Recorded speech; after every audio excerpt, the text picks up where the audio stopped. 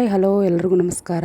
Welcome back to my ಸರು Shiv YouTube channel. ಸ್ನೇಹಿತರೆ, ಈ ದಿನ ನಿಮ್ಮ ಜೊತೆ ಶ್ರೀ ರಾಗಿಗುಡ್ಡದ ಪ್ರಸನ್ನ ಆಂಜನೇಯ ಸ್ವಾಮಿ ದೇವಸ್ಥಾನದ ಬಗ್ಗೆ ಶೇರ್ ಮಾಡ್ತಾ ಇದ್ದೀನಿ.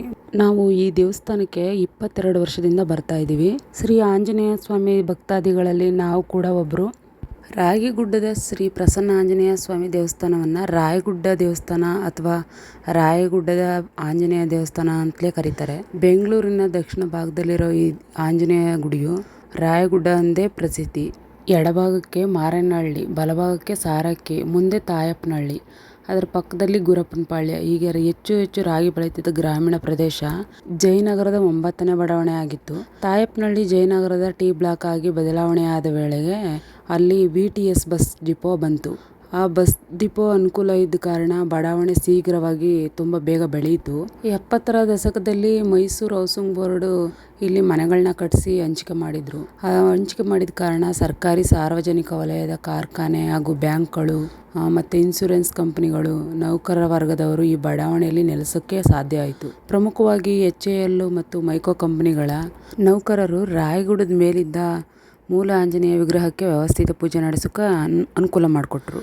ಕೇವಲ ಮೂಲ ಆಂಜನೇಯ ಹಾಗೂ ಪ್ರವೇಶ ದ್ವಾರದಲ್ಲಿ ಗಣೇಶ ವಿಗ್ರಹಗಳಷ್ಟೇ ಇದ್ದಿದ್ದು. ಹಾಗೆ ಇದು ಗಣೇಶನ ದೇವಸ್ಥಾನದ ಹಿಂದೆ ಇರೋ ಪುಟ್ಟ ಗಣೇಶ ಗುಡಿ. ಬನ್ನಿ ದರ್ಶನ ಮಾಡೋಣ. ವಿಘ್ನೇಶ್ವರಾಯ ನಮಃ. ಶುಕ್ಲಾಂಬರಧರಂ ವಿಷ್ಣುಂ ಶಶಿವರ್ಣಂ ಚತುರ್ಭುಜಂ ಪ್ರಸನ್ನವದನಂ ಧ್ಯಾಯೇತ್ ಗಣಪತಿಂ ಗಣಾಧಿಪತಿ ನಮಃ ಗಣಾಧಿಪತಿ ಮೂಲ ಗಣಪತಿ ನಮಃ ವಿಘ್ನೇಶ್ವರನ ಹೆಸರು. ಇದು ಮಹಾವಲ್ಲಭ ಗಣಪತಿ ದೇವರು ದೇವಸ್ಥಾನ. ಪಕ್ಕದಲ್ಲಿ ನವಗ್ರಹಗಳ ದೇವಸ್ಥಾನ ಇದೆ. ಅದರ ಪಕ್ಕದಲ್ಲಿ ಶ್ರೀ ರಾಜರಾಜೇಶ್ವರಿ ದೇವಿಯ ಗುಡಿ ಇದೆ. ಮತ್ತು ಇಲ್ಲಿ ಈ ದೇವಸ್ಥಾನದಲ್ಲಿ ದೇವರಿಗೆ ಅಕ್ಕಿ ಸೇವೆಯನ್ನು ಮಾಡ್ತಾರೆ. ಅಕ್ಕಿ ಸೇವೆ ಮಾಡಿ ದೇವರಿಗೆ ಪೂಜೆ ಮಾಡಿಸಿ ಹೊರಗಡೆ ಬಂದ ನಂತರ ಈ ಹೊರಗಡೆ ಬಲಭಾಗದಿಂದ ನಾವು ಆಂಜನೇಯ ದೇವಸ್ಥಾನಕ್ಕೆ ಹೋಗಬೇಕು. ಅಲ್ಲಿಂದ ನೋಡೋಕ್ಕೆ ಪ್ಲೇಸು ತುಂಬ ಚೆನ್ನಾಗಿ ಕಾಣುತ್ತೆ. ಸುತ್ತಮುತ್ತ ಹಸಿರು. ದೇವಸ್ಥಾನ ಮಾತ್ರ ಸಖತ್ತಾಗಿದೆ. ನೋಡ್ಕೊಂಡು ಬನ್ನಿ ಎಲ್ಲರೂ ಒಂದ್ಸರಿ ಒಮ್ಮೆ ಭೇಟಿ ಕೊಡಿ ಆ ಜಾಗಕ್ಕೆ. ಹಿಂಗೆ ಹೋಗೋಣ ಬನ್ನಿ.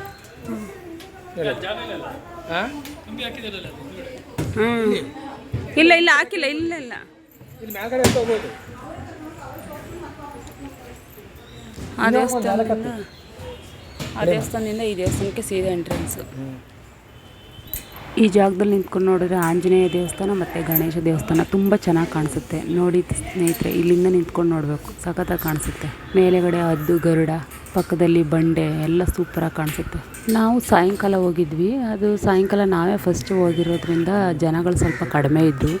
ಸಾಯಂಕಾಲ 5 ಗಂಟೆಗೆ ಡೋರ್ ಓಪನ್ ಆಗುತ್ತೆ ಮತ್ತು 7 ಗಂಟೆ 8 ಗಂಟೆಗೆಲ್ಲ ಕ್ಲೋಸ್ ಮಾಡಿಬಿಡ್ತಾರೆ. ಇನ್ನು ಬೆಳಿಗ್ಗೆ ದರ್ಶನ ಬಂದ್ಬಿಟ್ಟು ಬೆಳಿಗ್ಗೆ 8 ಗಂಟೆಯಿಂದ 12 ಗಂಟೆವರೆಗೆ ಅಂತ ಬೋರ್ಡ್ ಹಾಕಿದ್ದಾರೆ. 12 ಗಂಟೆ ಮೇಲೆ ದೇವಸ್ಥಾನ ಕ್ಲೋಸ್ ಮಾಡಿಬಿಡ್ತಾರೆ. ಬನ್ನಿ ಸ್ನೇಹಿತರೆ, ದೇವ್ರ ದರ್ಶನ ಮಾಡೋಣ. ಆಂಜನೇಯ ದರ್ಶನ. ಒಳಗಡೆ ಕ್ಯಾಮ್ರಾ ಯೂಸ್ ಮಾಡೋಂಗಿಲ್ಲ, ಅದಕ್ಕೆ ಕ್ಯಾಮ್ರಾ ಆಫ್ ಮಾಡಿ.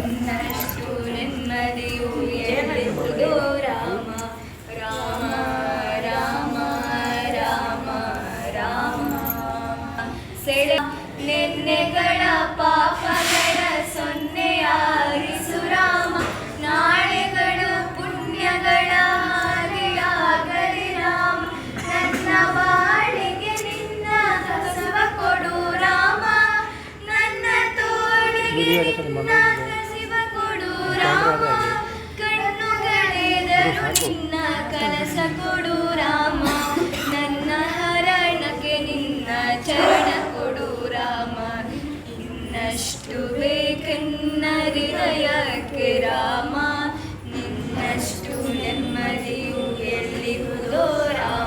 ಇದು ದೇವಸ್ಥಾನದ ಗರ್ಭಗುಡಿ ಎದುರುಗಡೆ ಇರೋ ಮುಂದೆಗಡೆ ಜಾಗ.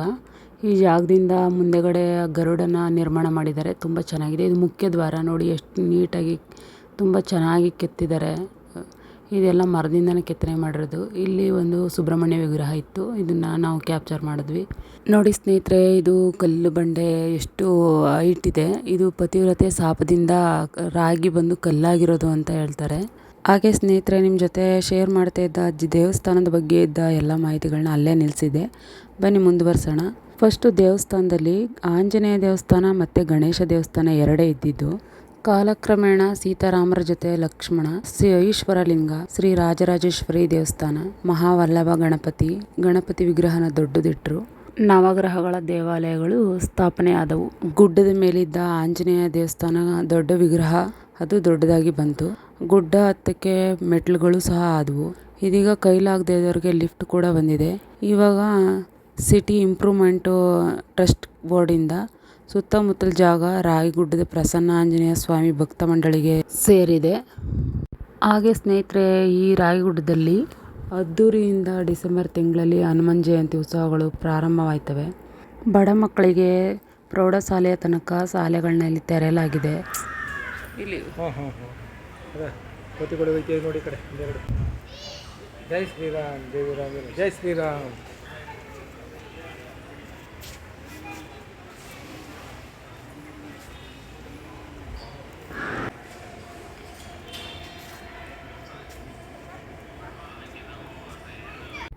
ಸ್ನೇಹಿತರೆ, ಇಲ್ಲಿ ಸಾಯಂಕಾಲ ಟೈಮಲ್ಲಿ ಪ್ರವಚನಗಳು, ಉಪನ್ಯಾಸ ಕಾರ್ಯಕ್ರಮಗಳು ಪ್ರಾರಂಭ ಆಯ್ತವೆ. SLC ಮತ್ತು PUC ಎಂಜಿನಿಯರ್ ವಿದ್ಯಾರ್ಥಿಗಳಿಗೆ ಉಚಿತ ಸಂಜೆ ತರಗತಿಗಳು ಏರ್ಪಡಿಸಿದ್ದಾರೆ. ಬೆಳಗ್ಗೆ ಮತ್ತು ಮಧ್ಯಾಹ್ನ ಯೋಗ ತರಗತಿಗಳು ಸಹ ಇದ್ದಾವೆ. ಸಂಜೆ ಉಚಿತ ಚಿಕಿತ್ಸೆ ಕೊಡಲಾಗುತ್ತೆ. ಇಲ್ಲಿ ಭಕ್ತಾದಿಗಳ ನೆರವಿನಿಂದ ಕಲ್ಯಾಣ ಮಂಟಪ, ಪ್ರವಚನ ಮಂದಿರ ಎಲ್ಲ ಶುರುವಾಗಿದ್ದಾವೆ.